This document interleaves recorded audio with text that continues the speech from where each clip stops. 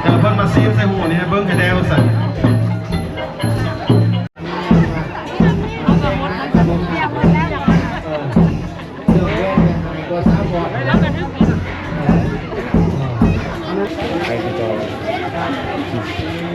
อื่นก็แห้งบ่ได้ปลาพอ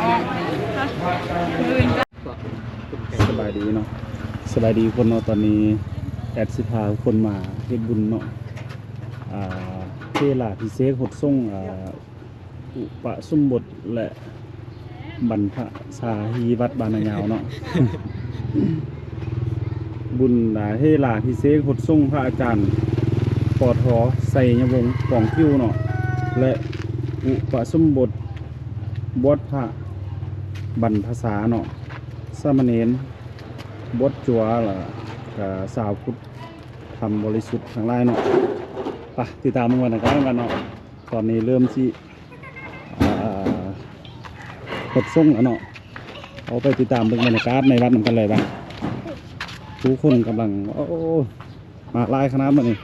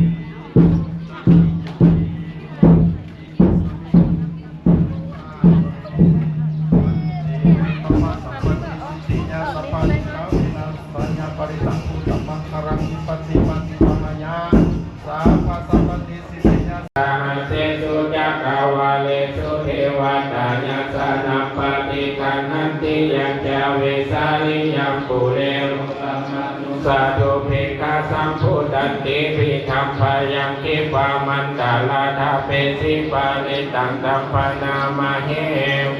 วามาทานัจจเสวนาปุสะจังปุสะนิญาณังเอตัมมังคาลามุตตะมังปะติโนเอนะเอตัมติโพเทระตานังปะนิตังเอเตนะพุทธานุภาเวนะวินาสมิตุยันทุนิมิตังอาวามังคาลัญจโยจะมานาภัว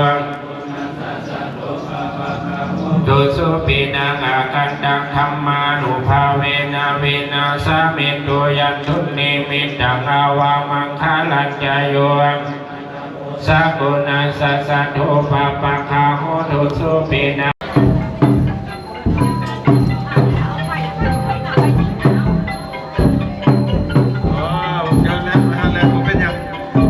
ว่าอย่ารักเกิดผู้อื่นก็อย่ารักยาวของกันเด้อ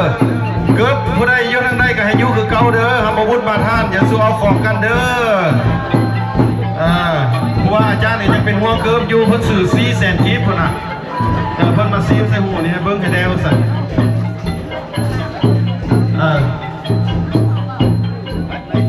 ครูบาอาจารย์เพิ่นไปแล้วเจ้าศรัทธาก็จะนำหลังครูบาอาจารย์เพิ่นไป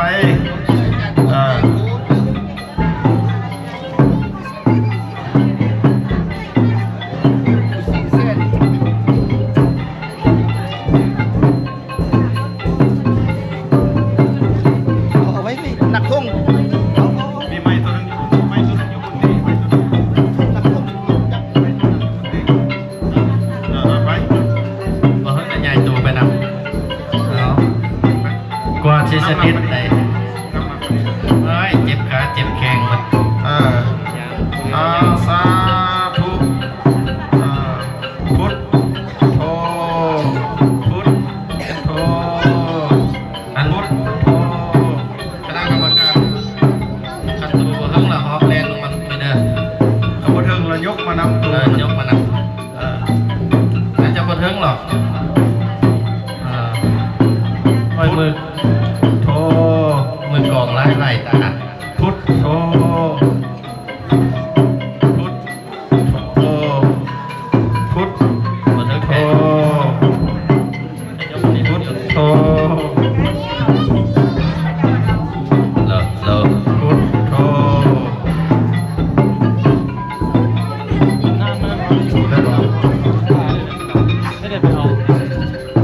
หดสูง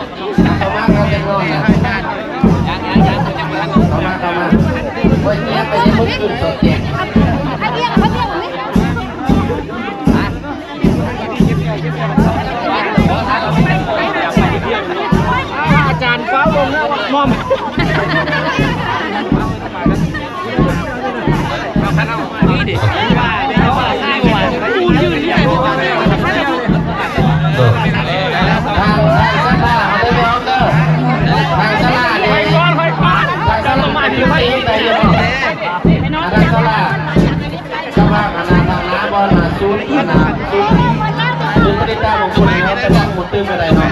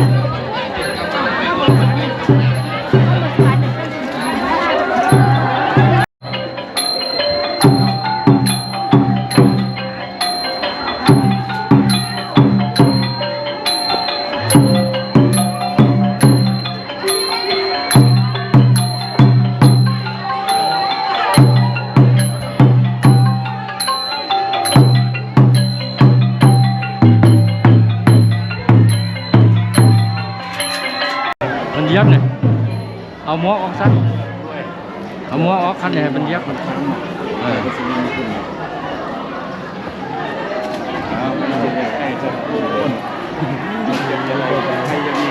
มุนนี่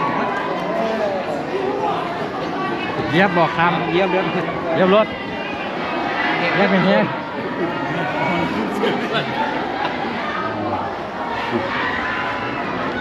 คุยนะเย็บเป็นเฮียได้ผลได้เราไปเย็บเราลงเย็บยังเย็บก็ได้นะอาสา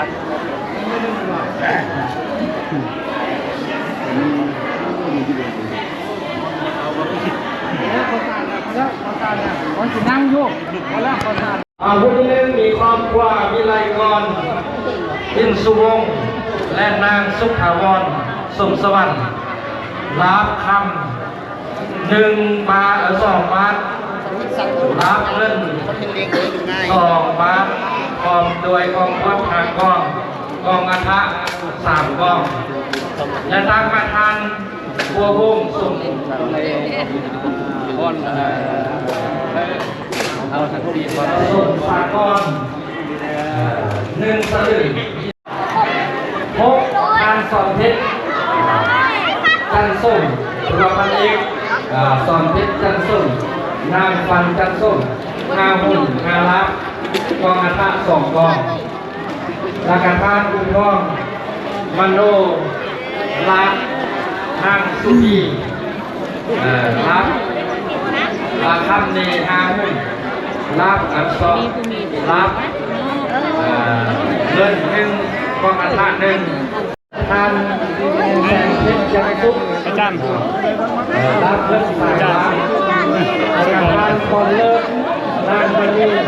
ลิ้นสยานารักขั้นสองตะลึงรักเงินสองตะลึงครอบครัวทานดาววัดพระอินทร์นางคุณ อันนี้เขาบอกมีสายเข้มข้นก็ขั้นเหนือแล้ว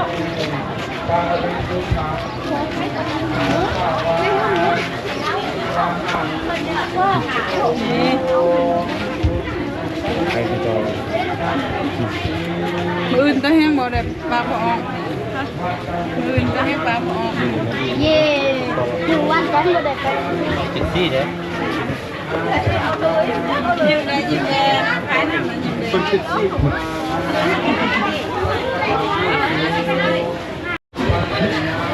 อาหารเอาเด้ สถานบริการนั้นนี่ถ่ายวีดีโอไปเอ็นก็ได้ เดี๋ยวบอกจะขับรถนะบอกจะขับรถไปปลา อันนี่ก็บริจาคสิว่านี่ก็อันโครงทานเนาะโครงทานคือเขาเปียก